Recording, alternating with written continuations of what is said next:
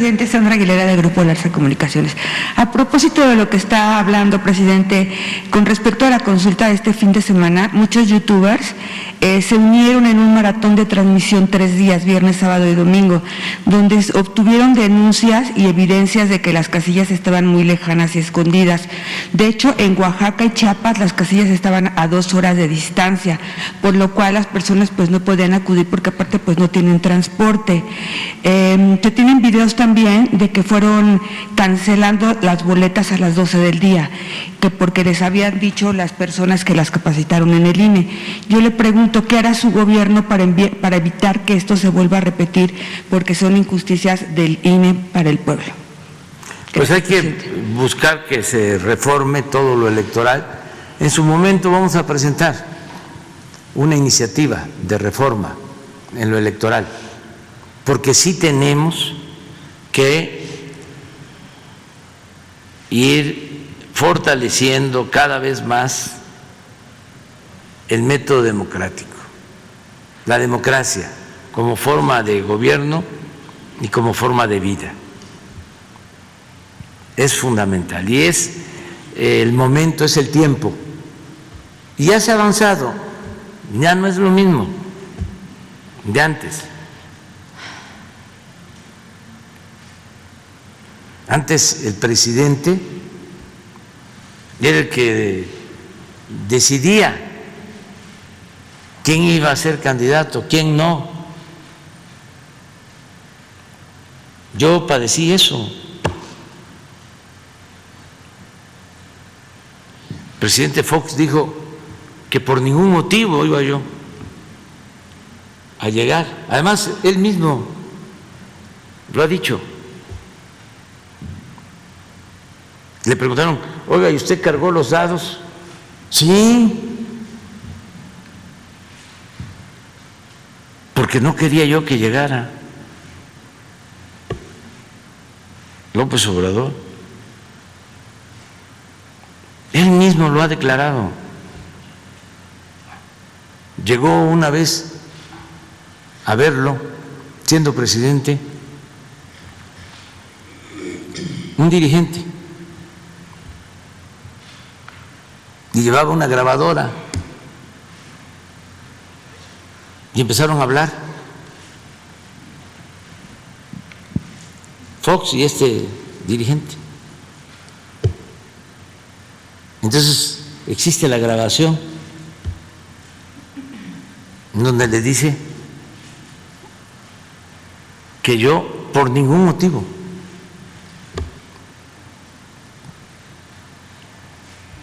podía ser presidente. Imagínense en eso. Y luego vino el desafuero y luego el fraude. Una vergüenza. Pero además, quien llega después de un largo periodo de lucha de la oposición y llega con la bandera del cambio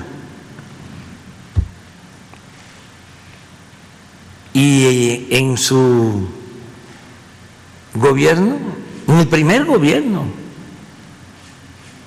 ya está actuando como traidor a la democracia.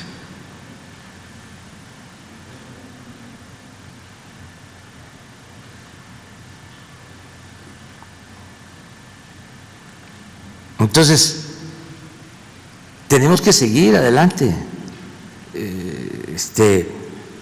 no dejar de luchar. Hay que ser muy perseverante cuando se lucha por una causa justa. Por eso, cuando me preguntaron los periodistas de la prensa oficiosa que si era un fracaso la consulta, mi respuesta fue: la democracia nunca fracasa.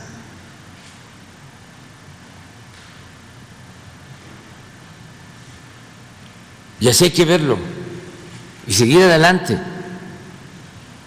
hasta establecer una auténtica democracia, dejar consolidado el hábito democrático. Es que no es fácil ir estableciendo la cultura democrática. En nuestro país, desgraciadamente, no tenemos tradición democrática, son siglos de imposiciones.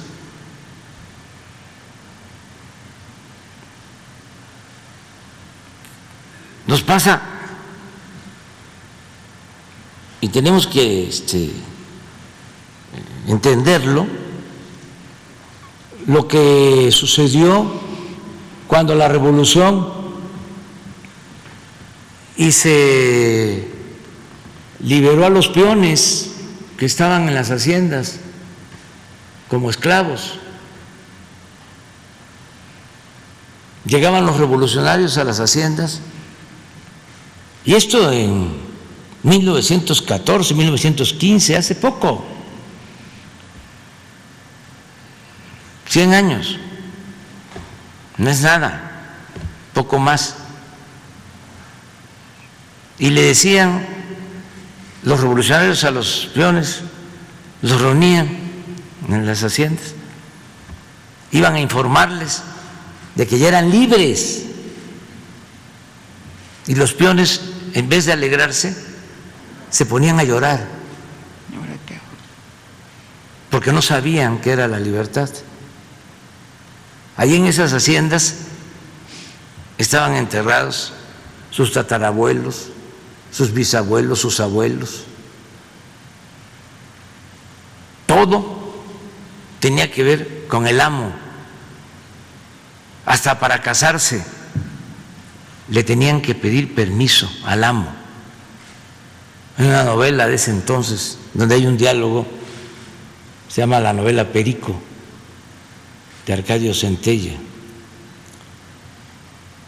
de la época del Porfiriato.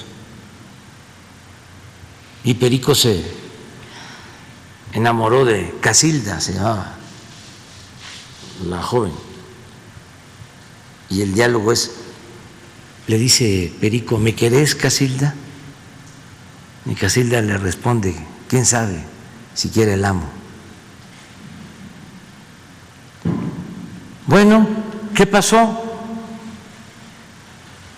Se liberan los peones, porque también debe de aclararse de que la esclavitud en México se abolió entonces, hace poco. No fue cuando Miguel Hidalgo firmó un decreto de abolición de la esclavitud.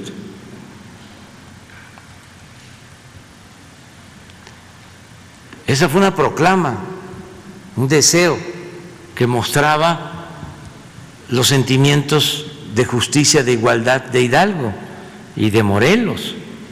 Pero durante todo el siglo XIX siguió existiendo la esclavitud. Los peones no tenían derecho a votar. Poco a poco fueron adquiriendo sus derechos. Hasta en la Constitución de 1857 se les dio el derecho de participar. Pero de todas maneras, en los hechos, en la práctica, no eran considerados ciudadanos. Entonces, con la revolución se logra la abolición de la esclavitud. Se expiden en la época del presidente Carranza las leyes para liberar a los peones acasillados en todos los estados del país. Entonces, luego de eso, empezó un proceso para que la gente comenzara, los que habían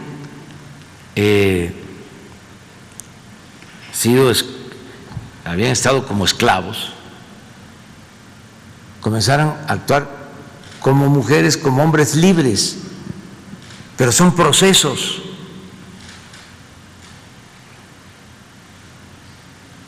Por eso también durante el tiempo de los gobiernos posrevolucionarios, hablábamos ayer, nadie votaba. Ahora dicen, votaron muy pocos, pero ¿cuántos votaban antes?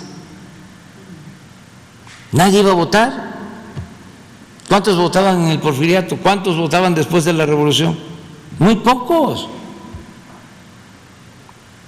Se rayaban las boletas, se levantaban las actas, no había ni siquiera oposición. Durante mucho tiempo. Entonces, estamos dando los primeros pasos en el terreno de la democracia. No es el caso de otros países. En eso tenemos atrasos.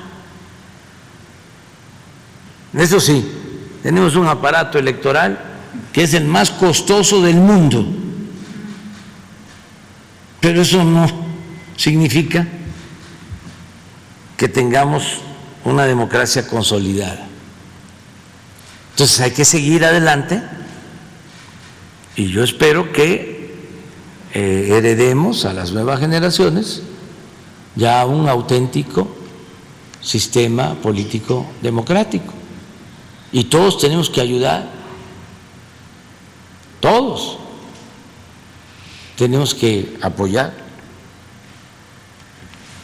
Gracias, presidente.